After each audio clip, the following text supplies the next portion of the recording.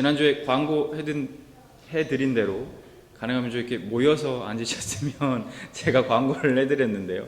여전히 이렇게 쉽지 않으시죠? 본인의 스팟을 떠나시기가 쉽지 않으실 거예요. 거기를 항상 그 자리에 앉아 버릇해가지고요. 그래서 꼭 저희가 이제 이쪽 가운데 중심으로 해서 좀 이렇게 모여 앉아주시면 서로 이렇게 인사도 하시고 안부도 물으시고 그렇게 할 수 있었으면 좋겠습니다. 얼굴 보기 너무 힘들어요. 저 멀리 계시면 우리가 연애할 때 그런 얘기 하지 않습니까? 몸이 멀어지면 마음도 멀어진다고. 저 멀리 앉아 계시면 마음도 자꾸 먼 것 같아요. 그래서 가까이 앉으시면 마음도 가까워집니다. 그래서 그렇게 할 수 있었으면 좋겠습니다.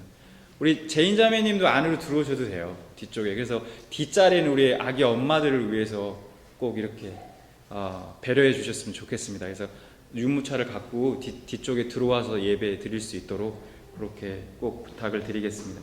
여러분, 제가 질문 하나 드리겠습니다. 하나님은 예배를 기뻐하실까요? 예배를 기뻐하실까요? 예배를 기뻐하시죠.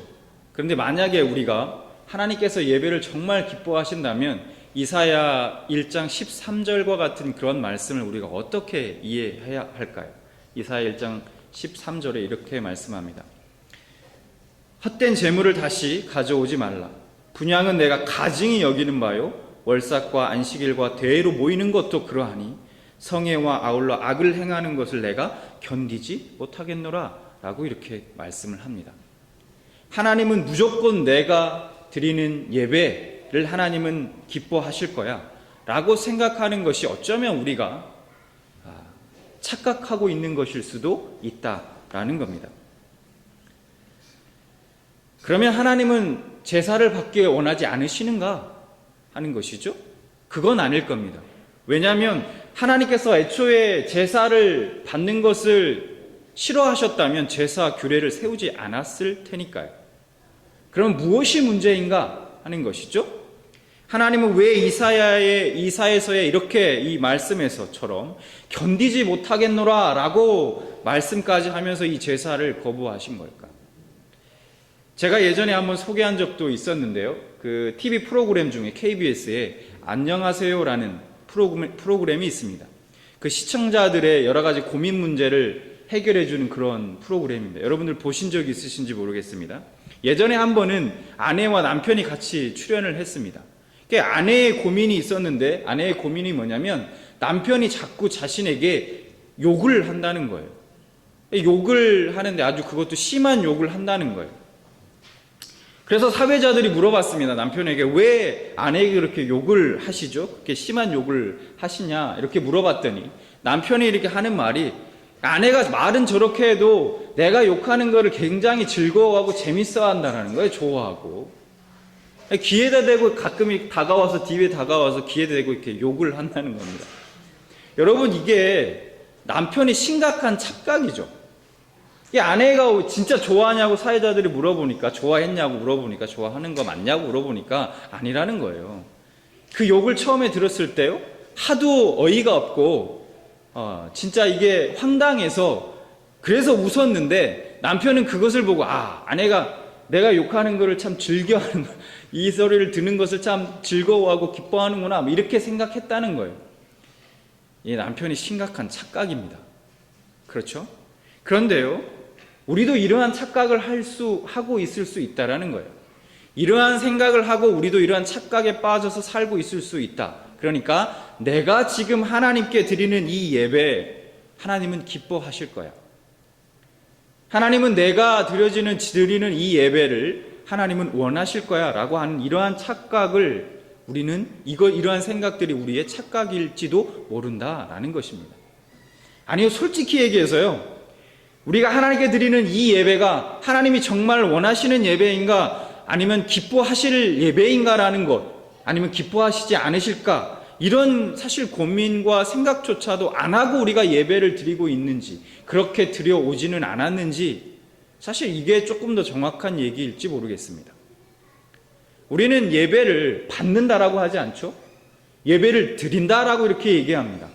근데 어느 순간 우리는요, 가만히 보면 말은 예배를 드린다라고 하는데 마치 내가 예배 받는 주체인 것처럼 되어버릴 때가 있다는 거예요. 내가 하나님 앞에 은혜를 받기를 원하고, 내가 하나님 앞에 위로받기를 원하고, 뭔가 하나님의 그러한 응답을 받기를 원하고, 새 힘을 받기를 원하고. 여러분, 그게 나쁜 겁니까? 그렇지 않아요. 저는 이 시간에도요, 우리가 함께 우리 평안 공동체, 우리 가족들이 함께 모여서 하나님 앞에 예배하는 이 순간에 여러분들 안에 이러한 하나님의 은혜가 있기를 소망해요. 여러분들 가운데 위로가 있기를 원하고요. 여러분들의 여러 가지 기도의 제목들이, 우리의 연약함들이 하나님의 은혜로 말미암아 채워지고 회복되기를 소망합니다. 하나님 그렇게 해주시기를 원해요. 저는 이 시간에 그러한 은혜가 있기를 또한 소망합니다. 그런데 우리가 예배를 드린다라고 할 때에 먼저 생각해 봐야 할 것이 있다라는 것이죠. 드린다라고 한다고 하면 우리는 반드시 받는 사람에 대해서, 받는 사람을 고려해야 한다는 것이죠. 드린다라고 해놓고 받는 분에 대해서 아무런 생각을 하지 않고, 고려하지 않고, 그 받는 분이 무엇을 원하는지, 또 무엇을 기뻐하는지조차도 생각하지 않은 채 자신이 원하는 대로 다 드려놓고 왜 받으시지 않으십니까? 왜 기뻐하시지 않으십니까? 라고 말한다면 여러분, 이것만큼 예의 없고 무례한 것이 없을 겁니다. 여러분, 우리가 하다못해 연애를 할 때도요, 사랑하는 남자친구, 여자친구를 위해서 선물 하나를 고를 때, 저도 그랬습니다. 여러분, 하나를 고를 때도 정말 고민해요. 이거 주면 기뻐할까? 우리는 그 선물을 딱 고를 때에도 상상하지 않습니까? 이거를 주었을 때 내가 사랑하는 이가 기뻐하는 그 모습을 우리가 상상하고 선물을 준비할 거예요. 그리고 잘 예쁘게 또 포장을 하죠. 그냥 길 가다가 아무거나 대충 그냥 있는 거 싼 거 하나 그냥 사가지고 주면 여러분 그거 기뻐하고 좋아하겠습니까? 그 관계는 오래가지 못할 겁니다. 그렇죠? 여러분, 가인이 그랬지 않습니까? 가인이요. 여러분, 하나님께서요, 가인의 제사는, 가인과 가인의 재물은 받지 않으셨습니다. 그렇죠? 그 이유가 뭔가? 히브리서 11장 4절에 이렇게 얘기합니다. 믿음으로 아벨은 가인보다 더 나은 제사를 드렸다라고 말씀하고 있어요. 이 말씀에 의하면 우리가 유추해 볼 수 있는 게 뭐냐면, 쉽게 얘기해서 가인은 믿음으로 하나님께 제사 드리지 않았다는 거예요. 하나님이 원하셨던 제사는 믿음으로 드리는 제사를 원하셨다라는 거죠. 그걸 알 수 있어요. 가인은 하나님이 어떤 제사를 원하시는지, 하나님이 어떤 제사를 기뻐하시는지에 대해서 몰랐을 뿐만 아니라 관심도 없었다라는 것을 알 수 있습니다. 즉, 자신이 믿음 없음에 대해서는 전혀 생각하지 않고 형식만 있는, 껍데기만 있는 그러한 제사를 하나님 앞에 올려드렸다. 그래서 하나님은 그러한 가인과 제물은 받지 않으신 거죠. 여러분, 유대인들에게 있어서 제사는요, 유대인이 이스라엘 됨의 증표였습니다. 굉장히 하나님을 섬기는 일에 있어서 가장 중대하고 중요한 일이 바로 이 제사 드리는 것이었어요. 여러분, 마찬가지로 지금 이 시대를 살아가고 있는 많은 크리스천들, 많은 교인들이요, 자신의 성도됨의 증표를 뭘로 여깁니까? 주일 성수하는 거, 예배 드리는 거, 주일날 나와서 그것을 자신의 성도됨, 하나님 앞에 성도됨의 증표로 여기고 살아가고 있다는 것이죠. 근데 중요한 건 뭡니까? 과연 우리가 드려지는 그 예배가 하나님이 찾으시고 기뻐하시는 예배인지를 우리가 생각해 봐야 한다는 것입니다. 그래서 오늘이요, 우리는 이 본문을 통해서 하나님이 기뻐하시는 예배가, 하나님이 원하시는 예배가 정말 무엇인지를 우리가 생각해 보기를 원합니다. 그리고요, 우리 각자가 하나님 앞에 어떠한 예배자인지를 우리 각자가 점검해 보는 그러한 시간이 되기를 바랍니다. 본문으로 돌아와서요, 로마서를 여러분 크게 두 부분으로 나눌 수 있습니다. 우리가 앞서 살펴본 로마서 1장부터 11장까지는요, 전반부에 해당하는데요, 이 전반부에서는 교리의 내용을 담고 있어요. 교리의 내용을 선포하고 있다는 거예요. 믿음의 내용과 믿음의 대상이 무엇인가 하는 것입니다. 그리고 이제 오늘부터 살펴볼 12장부터 16장까지, 마지막 장까지는 실천적 교훈에 대해서 이야기하고 있습니다. 즉 이런 거예요. 전반부는 이런 겁니다. 무엇을 믿을 것인가 라는 질문에 대한 답이 전반부에 나와 있는 거고, 후반부는 어떤 것이냐, 이제 그러면 우리가 어떻게 살 것인가 라는 질문에 대한 대답이 후반부에 이제 나오게 되는 것이죠. 12장부터 16장까지. 그래서 이제 전반부에 대해서 이 교리 선포에 있어서의 가장 핵심적인 구절은 바로 1장 17절 말씀입니다. 로마서 1장 17절. 그게 어떤 말씀입니까? 복음에는 하나님의 의가 나타나서 믿음으로 믿음에 이르게 하나니 기록된 바 오직 의인은 믿음으로 말미암아 살리라 라는 이 말씀이 전반부의 핵심 구절입니다. 자, 이제 오늘 본문 말씀 12장 1절과 2절은 이 후반부에 이 실천적 교훈에 있어서의 굉장히 중요한 말씀이 바로 이 두 구절, 이 말씀입니다. 그래서 이 두 구절 말씀을 이해하는 것이 후반부 전체를 이해하는 데 있어서 굉장히 중요하다라는 거예요. 자, 우리는 전반부에서 어떤 것을 우리가 깨닫게 되었습니까? 죄인이었던 자들이 구원을 누릴 수 있게 된 것이 어떻게 구원을 누릴 수 있게 되었는가? 예수 그리스도의 십자가를 통해 드러난 하나님의 무한하신 사랑과 그 자비로 말미암아 죄인들이 구원을 얻게 된다라는 것이죠. 그 인간의 지혜와 그 지식으로 상상할 수 없고 그것을 초월한 하나님의 구원 계획 가운데 하나님이 사람을 선택하시고 죄인을 중에 선택하시고 부르셔서 그 은혜로 말미암아 자녀를 삼아 주셨다라는 것입니다. 그래서 아무 자격이 없었던 죄인이었었는데, 아무런 공로가 없었던 그런 죄인이었었는데, 그런 우리를 그리스도의 십자가를 붙들고 있는 그 믿음 하나 보시고 우리를 은혜로 하나님의 자녀가 되었다라는 것입니다. 그게 전반부의 내용이었죠. 자, 그러면 이제 후반부에 이런 질문이 자연스럽게 따라옵니다. 어떤 질문입니까? 그러면 하나님의 자녀가 된 자들은 어떻게 살아야 됩니까? 하는 것이죠. 하나님의 자녀가 된 자들은 어떠한 삶을 살아가야 되는 것인가 하는 거예요. 자, 여러분, 당연히요, 하나님의 자녀가 된 자들은 하나님의 자녀답게 살아야 합니다. 하나님의 자녀의 답게 새로운 삶, 새 삶을 살아야 하는 것이죠. 그러면 새 삶이란 어떤 것인가 하는 거예요. 그래서 오늘 12장 1절에 바울은 이렇게 얘기합니다. 그러므로 형제들아, 내가 하나님의 모든 자비하심으로 너희를 권하노니 너희의 몸을 하나님이 기뻐하시는 거룩한 산 제물로 드리라. 이는 너희가 드릴 영적 예배니라. 아멘. 바울은 지금 12장 1절에 이렇게 얘기하고 있죠. 너희의 몸을 하나님이 기뻐하시는 거룩한 제물로, 산 제물로 드리라 라고 얘기하고 있습니다. 죄의 권세 가운데 있었습니다. 우리는 원래 죄의 노예였어요. 죄가 시키는 대로 자신의 욕심 따라 그렇게 살았던, 멸망받을 수밖에 없었던 우리들이었어요. 그런데 하나님께서 예수 그리스도의 십자가를 통해서 그 피값으로 대신 값을 치르고 죄의 노예였던 우리를 그 노예의 자리에서 건져내 주셨어요. 그리고 우리를 해방시켜 주셨다는 거예요. 그 다음부터는 우리가 죄의 권세 아래에 있는 것이 아니라 하나님의 은혜의 통치 안에서 그 통치를 받으면 살아갈 수 있게 되었다라는 거예요. 이것은 하나님의 엄청난 자비를 우리가 누린 거예요. 우리가 그 대가로 치른 게 아무것도 없거든요. 그냥 하나님의 자비로 우리를 그렇게 해주신 것이죠.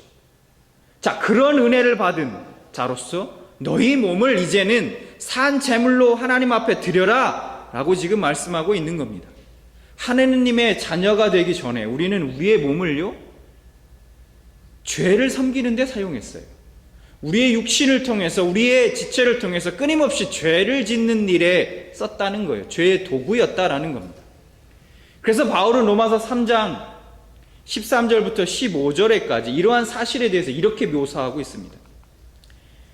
그들의 목구멍은 열린 무덤이요 그 혀는 속임을 일삼으며 그의 입술에는 독사의 독이 있고 그 입에는 저주와 악독이 가득하고 그 발은 피 흘리는데 빠른지라 라고 이렇게 말씀하고 있습니다. 이렇게 묘사하고 있어요.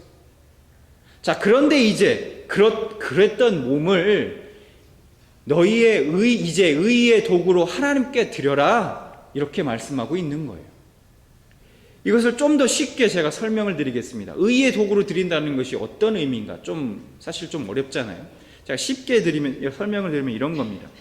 우리의 발은 하나님의 진리의 길로, 하나님이 가신 그 길로 우리가 행하고, 하나님 기뻐하시는 길로 행하고, 우리의 입술은 하나님을 찬양하고 복음을 전하고 진리를 말하며, 우리의 손은 넘어진 자를 일으켜 세우고, 우리의 팔은 외롭고 고통받고 힘든 자들을 감싸 안아주며, 우리의 귀는 고통과 아픔 가운데 신음하는 자들을 향해 귀를 기울이고 그들의 그 신음소리를, 그들의 부르짖음을 들으며, 우리의 눈은 끊임없이 하나님을 바라보라 라는 것입니다. 그렇게 우리의 지체를, 우리의 몸 전체를 하나님이 기뻐하시는 거룩한 산 제물로 드리라 라는 의미가 이런 의미다라는 겁니다. 이것이 바로 바울은 우리가 드려야 할 영적 예배다라고 이렇게 말씀하고 있습니다. 그래서 이는 너희가 드릴 영적 예배니라 라고 말씀하고 있어요. 영적 예배다 라고 하니까 좀 헷갈려요. 영적 예배가 도대체 뭔가 거룩하게 홀리하게 뭔가 하나님을 예배하는 것이 그런 예배를 말하는 것이냐? 그런 게 아닙니다. 이 영적이라는 단어를 원어로 보면요, 합당하다, 합리적이다 라는 의미입니다. 그러니까 우리가 이렇게 드리는 것이, 하나님 앞에 드리는 것이, 이것이 결국은 합당한, 우리가 마땅히 드려야 할 예배다라고 지금 말씀하고 있는 것이죠. 그래서요, 우리가 참된 예배란 무엇인가? 참된 예배란 주일에 예배당에 나와서 하나님께 드리는 그 예배만이 참된 예배가 아니라는 거예요. 진짜 참된 예배라는 건 무엇입니까?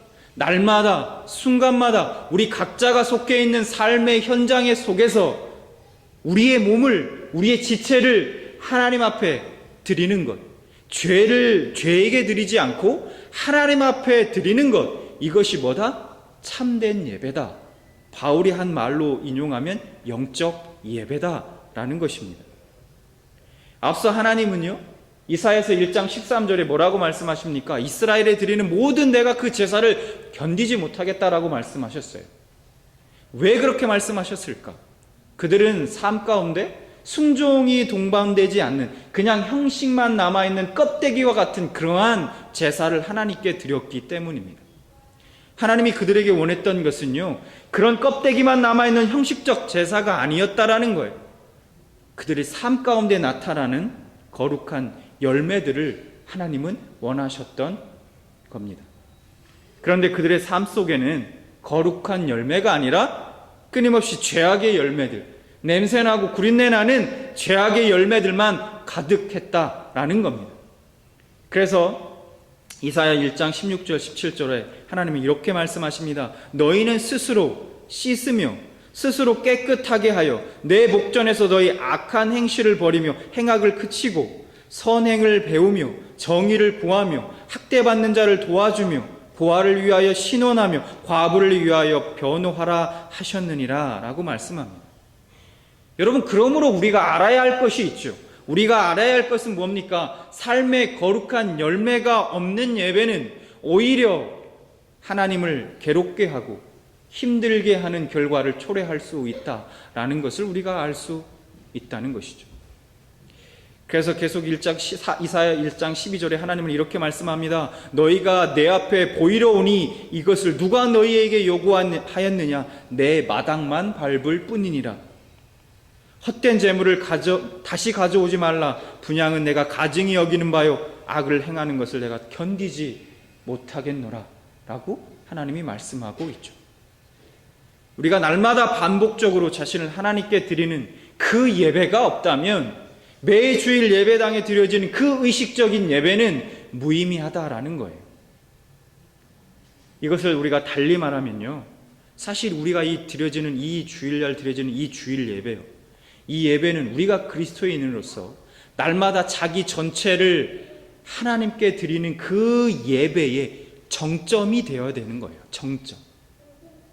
그러니까 주일 예배만이 아니라 날마다 우리의 각자의 삶 가운데 우리의 삶의 전체, 자기 전체를 하나님께 드려지는 그 예배를 날마다 드리다가 이제는 주일에 하나님 앞에 나와 우리가 함께 모여서 그 하나님을 찬양하고 높이는 그 예배의 정점이 바로 이 주일 예배가 되어야 된다라는 것입니다.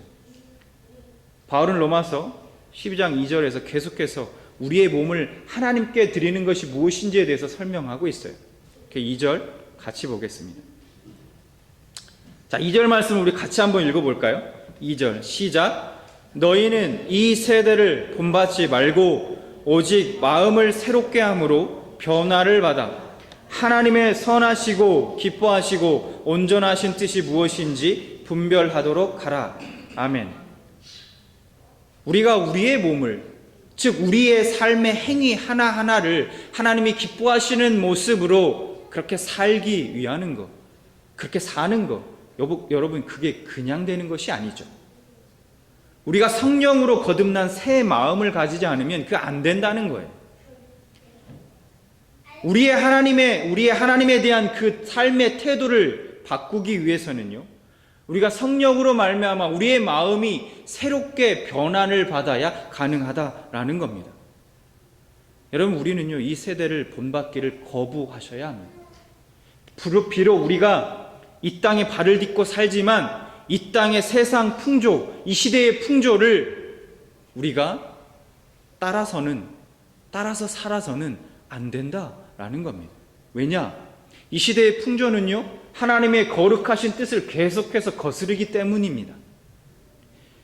여러분, 이 시대는요 헛된 욕망의 파도에 휩쓸려 다니는 배와 같아요. 그래서 닻이 완전히 부서져 버린, 그래서 욕망의 파도 가운데 휩쓸려 이리저리 표류하는 배와 같다라는 거예요. 그래서 우리도요 하나님의 관계에 끊어진, 그 진리의 닻이 완전히 부서지고 끊어진 그러한 인생은 어디가 목적지인지 알지 못한 채 그냥 세상의 욕심에, 세상의 욕망의 파도에 휩쓸려서 이리저리 표류할 뿐이라는 겁니다. 우리가 무엇을 본받아야 하는가? 우리가 무엇을 본받고 우리가 이 시대, 이 땅 가운데 살아가야 하는 것일까? 우리는요 바로 그리스도의 마음을 본받아야 하는 것입니다. 그리스도를 모신 성도가 그분의 마음을 본받으면 변화가 시작됩니다. 그러면 그 변화를 경험하기 전에 관심도 없었고 알지도 못했던 하나님의 선하시고 기뻐하시고 온전하신 뜻이 무엇인지 그 하나님의 뜻을 비로소 알게 되는 것이죠. 그래서 그 뜻을 알고 이제 그 뜻을 쫓아 살아가게 되면 온전하신 그 비로소 거룩한 새 삶이 시작되게 되는 것입니다. 해리 E. 포스틸이라는 기독교 윤리학자가 있습니다. 이 기독교 윤리학자가요, 이 그리스도인들을 두 부류로 이제 나누어서 설명을 합니다. 이 첫 번째 부류는 심미적 그리스도인이라고 합니다. 두 번째는 윤리적 그리스도인으로 나누어진다. 두 부류가 있다라고 이렇게 얘기합니다. 그가 말하는 심미적 교인이라는 어떤 교인들을 말하는 거냐면, 교회에 나와서 예배를 드립니다. 드리긴 드려요. 그런데 좋은 음악을 듣고 찬송을 부르고 좋은 설교를 듣고 그렇게 해요. 마음의 평안을 누려요. 그런데 쉽게 얘기해서 감정 순화하는 것이죠. 교양으로서 신앙생활 하는 거예요. 교양을 쌓는 데 도움이 된다라는 거예요. 자, 이러한 사람들을 심미적 교인이다, 심미적 교인의 모습이다 라고 이야기하고 있습니다. 자, 이런 사람들은 문 밖을 나가면, 예배가 끝나고 문 밖을 나가면 불신자와 다를 바가 없다라는 거예요. 그들의 삶이. 반대로 물윤리적 그리스도인들은 어떤 사람이냐? 하나님 앞에 예배를 드립니다. 예배를 드리면서 하나님을 만나는 감격이 있어요. 설교를 들으면서 깨달음이 있습니다. 말씀에 의지하여 작은 것이라도 실천하려고 노력합니다. 결단해. 그리고 나아가서 실천합니다. 예배를 통해서 받은 그 은혜대로 살아가려고 합니다. 교회에서 봉사하고요, 또 가정을 잘 섬깁니다. 사회에서 세상 사람들과 구별된 삶을 살아갑니다. 그의 스스로 믿는 바대로 살아가려고 애쓰고 힘씁니다. 그리고 또 그렇게 살아갑니다. 이런 사람들을 윤리적 그리스도인들이다라고 이야기하고 있다는 것이죠. 여러분, 예수 믿는 사람들이란 어떤 사람들일까요? 예수 믿는 사람들이 단지 예수의 이름으로 기도드리고 하나님 앞에 찬송하고 열심으로 교회 봉사하고 교회에서 예배를 드리는 그러한 사람들만이 예수 믿는 사람들이라 이야기하지 않습니다. 정말 예수 믿는 사람들이라는 것, 그보다 더 중요한 사실이 있습니다. 예수 믿는 사람들이라는 바로 예수를 따라가는 사람들이라는 것입니다.